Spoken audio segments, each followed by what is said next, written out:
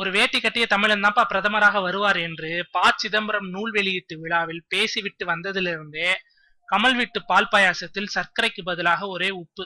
அதுக்கப்புறம் கமலஹாசனை உண்டு இல்லை என்று ஆக்கியது விதி.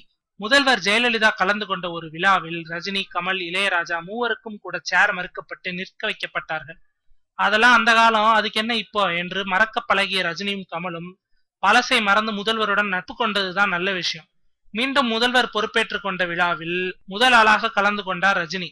இப்படி கலை உலகத்தில் அரசியலும் கலக்கப்பட்டு வருவதால் சில நல்ல விஷயங்களையோ கெட்ட விஷயங்களையோ கூட சுற்றுச்சூழல் பார்த்து செய்ய வேண்டியதாக இருக்கிறது. கமல் பிறந்த நாள் விவகாரமும் அப்படிதான் என்று சொல்ல முடியாது. முதல்வர் மருத்துவமனையில் இருக்கும்போது பிறந்த நாள் கொண்டாட்டங்கள் அவசியம் இல்லாத விஷயம்தான். கமலும் தனது பிறந்த நாளை கொண்டாட வேண்டாம் என்று தனது ரசிகர்களுக்கு வேண்டுகோள் விடுத்திருக்கிறார். கடந்த சில தினங்களுக்கு முன்தான் முதல்வரின் உடல்நிலை காரணமாக டி. ராஜேந்திரம் தனது பிறந்த நாள் கொண்டாட்டத்தை கேன்சல் செய்தார். கமல், டிஆர் செயல்கள் பாராட்டுக்குரியவைதான். அதுல என்ன சந்தேகம்?